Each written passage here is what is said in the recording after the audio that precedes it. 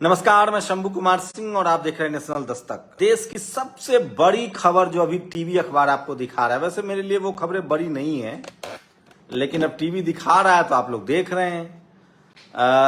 नए संसद भवन का उद्घाटन प्रधानमंत्री नरेंद्र मोदी करेंगे। इसको लेकर विवाद छिड़ा हुआ है और लगभग विपक्ष ने वॉकआउट कर दिया है।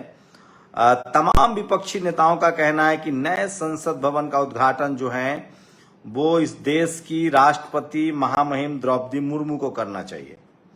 इसमें कोई गड़बड़ी भी नहीं है, सही बात है, करना चाहिए उनको, लेकिन ऐसा हो नहीं रहा है। अनाउंसमेंट हो गया है कि प्रधानमंत्री नरेंद्र मोदी ही नए संसद का उद्घाटन करेंगे।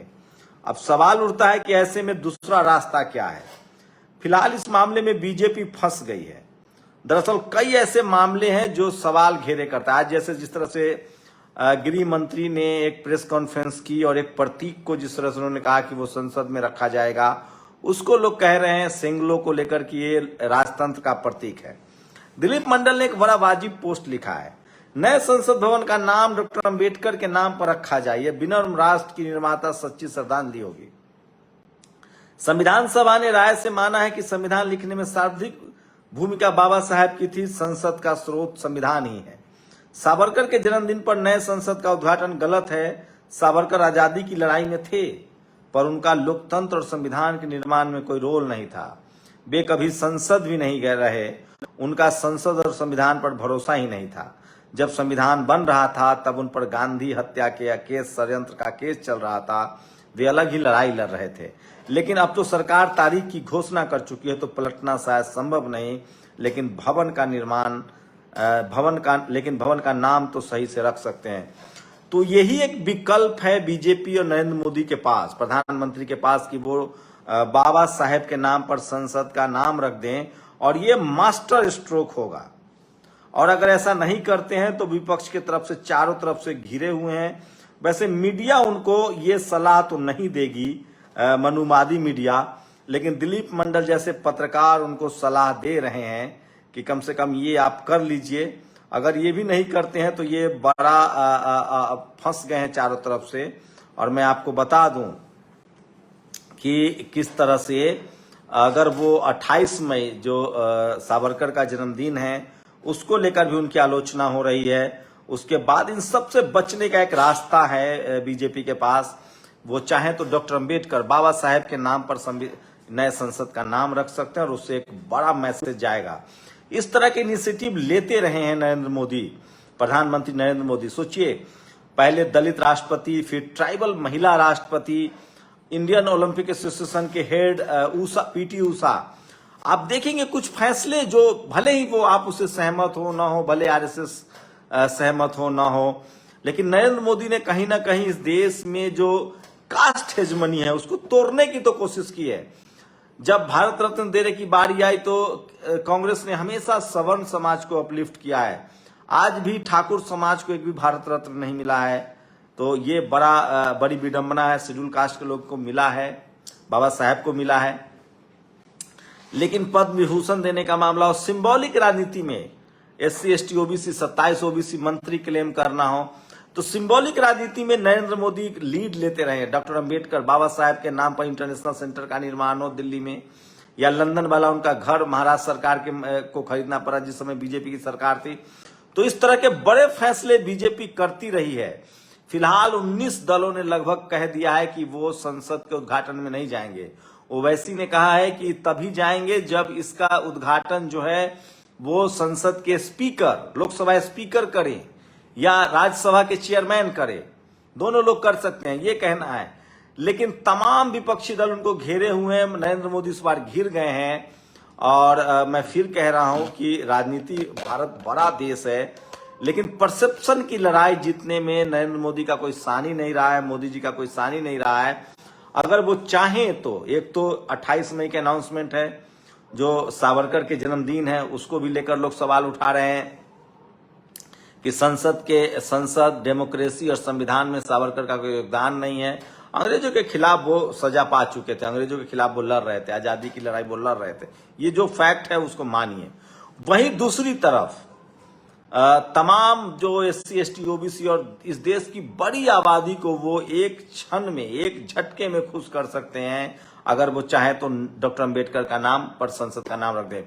कांग्रेस पर हमेशा आरोप लगता रहा है, कांग्रेस ने इस तरह की कभी चीजें नहीं की। कांग्रेस को जब भी मिला तो राजीव गांधी, इंदिरा गांधी या फिर पंडित नेहरू के नाम पर उन्होंने सारी चीजों को आगे बढ़ाया, एयरपोर्ट हो या फिर तमाम संस्थाओं के नाम रखा, और यही वजह से बीजेपी को मौका मिलता रहा और वो कांग्रेस पर हमला करती रही। इनकम टैक्स, ईडी, सीबीआई का जहां तक मामला है तो कांग्रेस के दौर में भी एससी एसटी ओबीसी नेताओं के खिलाफ इस्तेमाल होता रहा।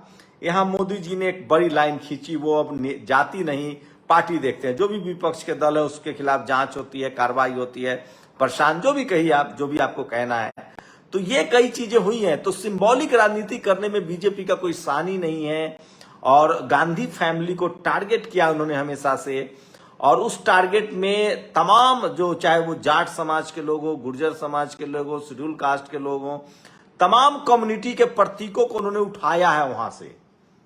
और आप सोचिए कि वो चारों धाम, जो चारों तीर्थ हैं, जो चारों धाम हैं इस देश में, जो बाबा साहेब को मानने वाले हैं, बुद्ध को मानने वाले हैं, वो लुम्बिनी जा चुके हैं, वो सारनाथ जा चुके हैं, वो आपको बता दें कि गया जा चुके हैं और कुशीनगर भी जा चुके हैं, जहां बुद्ध का जन्म हुआ, जहां बुद्ध परिनिर्वाण को प्राप्त हुए, जहां बुद्ध को ज्ञान मिला।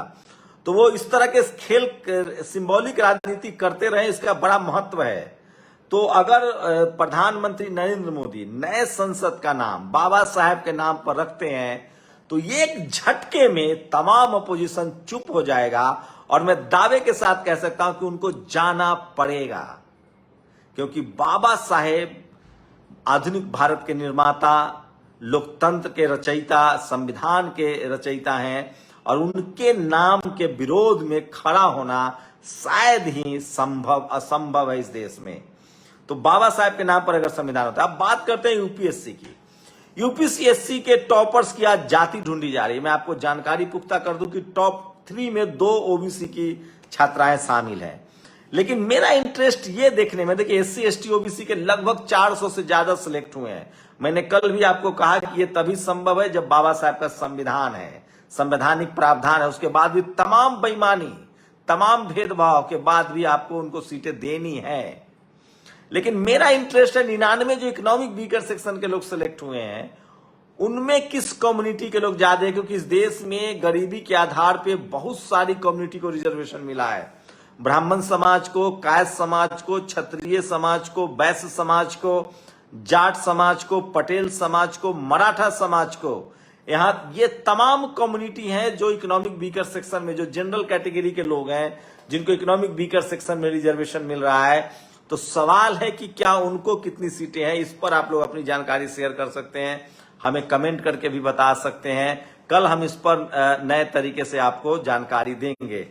लेकिन सबसे बड़ा जो आज की खबर है कि किस तरह से पूरा विपक्ष एकजुट है प्रधानमंत्री के खिलाफ, कि वो नए संसद भवन का, और वो ट्राइबल का मुद्दा भी खेल रहे हैं। वो कह रहे हैं कि इस देश के महामहिम राष्ट्रपति द्रौपदी मुर्मू, आदिवासी समाज की महिलाएं, उनके हाथों नए संसद का उद्घाटन होना चाहिए।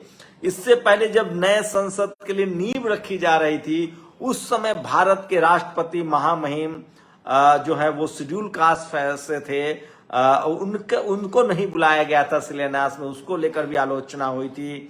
राम मंदिर के शिलान्यास के समय भी इसी तरह के सवाल उठाए गए थे कि उस समय के वर्तमान राष्ट्रपति को क्यों नहीं बुलाया गया, जबकि उन्होंने सबसे पहला चंदा का चेक भी दिया था। तो ये तमाम सवाल है, परसेप्शन की लड़ाई है, धीरे धीरे चलती रहेगी। लेकिन एक बात तो है, एक ही अब मास्टर स्ट्रोक है, बाबा साहेब के नाम पर अगर ये मांग संसद भवन का नाम रख देते हैं तो ये सारी समस्याओं का समाधान हो सकता है, और फिर एक बार मास्टर स्ट्रोक होगा और विपक्ष के पास कोई मुद्दा नहीं बचेगा। लेकिन फिलहाल ये सुझाव, ये सलाह प्रधानमंत्री तक पहुंचे, टीवी अखबार तो नहीं पहुंचाएगा।